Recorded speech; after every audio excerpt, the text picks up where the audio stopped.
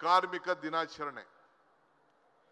ಈ ದೇಶಕ್ಕೆ ಎಲ್ಲರೂ ಕೂಡ ಬದುಕಲಿಕ್ಕೆ 4 ಆಧಾರ ಸ್ತಂಭಗಳು: ಒಬ್ಬ ಕಾರ್ಮಿಕ, ಒಬ್ಬ ಕೃಷಿಕ, ಒಬ್ಬ ಶಿಕ್ಷಕ, ಒಬ್ಬ ಸೈನಿಕ. ಇವೇ 4 ಪಿಲ್ಲರ್ಗಳು. ಈ 4 ಜನ ಇದ್ರೆ ಈ ಪ್ರಜಾಪ್ರಭುತ್ವ ವ್ಯವಸ್ಥೆಯಲ್ಲಿ ಇಲ್ಲ ಯಾವುದೇ ವ್ಯವಸ್ಥೆಯಲ್ಲಿ ನಾವೆಲ್ಲ ಬದುಕಲಿಕ್ಕೆ ಸಾಧ್ಯ.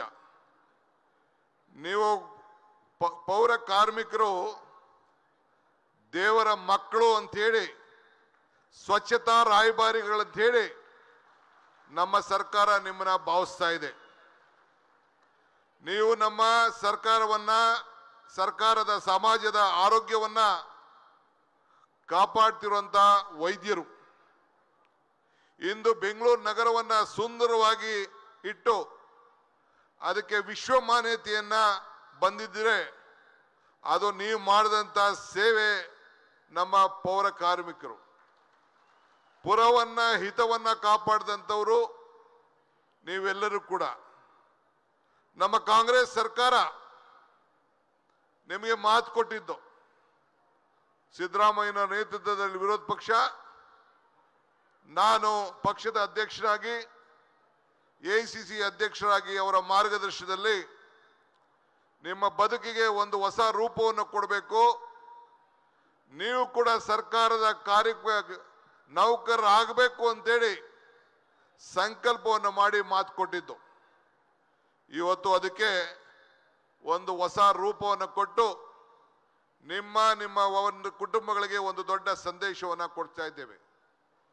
ಈಗ ತಾನೇ ನನ್ನ ಸೋದರಿಗೆ, ನಮ್ಮ ಮಕ್ಕಳು ಇವತ್ತು ಪ್ರಾಸ್ತಾವಿಕವಾಗಿ ಈ ಕಾರ್ಯಕ್ರಮನ ನಮ್ಮ ಹೆಣ್ಣುಮಕ್ಕಳು 3 ಜನ ನಡೆಸ್ತಾ ಇದ್ರು. ನಾವು ಯಾರು ಹೊರಗಡೆಯಿಂದ ಕರ್ಕೊಂಡು ಬರಲಿಲ್ಲ. ನಿಮ್ಮ ಮಕ್ಕಳು, ಪೌರ ಕಾರ್ಮಿಕರ ಮಕ್ಕಳೇ ಈ ಕಾರ್ಯಕ್ರಮವನ್ನು ನಡೆಸ್ತಾ ಇದ್ದಾರೆ. ನಮ್ಮ ಸರ್ಕಾರದ ಉದ್ದೇಶ ನಿಮ್ಮನ್ನು ಕೂಡ ಈ ದೇಶದ ಒಬ್ಬ ದೊಡ್ಡ ಹೆಣ್ಮಕ್ಳಾಗ್ಲಿ, ಹುಡುಗರಾಗ್ಲಿ ವಿದ್ಯಾವಂತರು ಮಾಡಬೇಕು, ಬುದ್ಧಿವಂತರಾಗಿ ಮಾಡಬೇಕು, IAS ಮಾಡಬೇಕು, ಮಂತ್ರಿಗಳಾಗಬೇಕು, MLAಗಳಾಗಬೇಕು, ಲೆಕ್ಚರರ್ಗಳಾಗಬೇಕು, ತಹಶೀಲ್ದಾರ್ಗಳಾಗಬೇಕು, DC ಗಳಾಗಬೇಕು ಅನ್ನೋದು ನಮ್ಮ ಸರ್ಕಾರದ ಮೂಲ ಉದ್ದೇಶ. ಯೋಗಿ ಎನ್ನಿಸೋಕ್ಕಿಂತ ಉಪಯೋಗಿ ಎನ್ನಿಸಿಕೊಳ್ಳುವುದೇ ಈಗ ಬದುಕಿಗೆ ಬೆಲೆ. ರಾಷ್ಟ್ರಕವಿ ಕುವೆಂಪು ಅವರವರು ಪೌರ ಕಾರ್ಮಿಕರನ್ನ ಸಾಕ್ಷಾತ್ ಶಿವನಂತೆ ಹೋಲಿಸಿದಂತ ಪ್ರಸಂಗ ಇದೆ. ಕುವೆಂಪು ಹೇಳಿದ್ದಾರೆ, ಬೀದಿ ಗುಡಿಸಿರುವ ಬಡವನ ಎದೆಯಲ್ಲಿ ನಾವಿದ್ದೇವೆ, ಉಳುಮೆ ಮಾಡುವ ಒಕ್ಕಲಿಗನ ಜೊತೆಯಲ್ಲಿ ನಾವಿದ್ದೇವೆ, ಜಾಗದ ಬಲಗಾರನಾದ ಶಿವ ನಾನು ಅಂಥೇಳಿ ಕುವೆಂಪುರವರು ಹೇಳಿದ್ರು.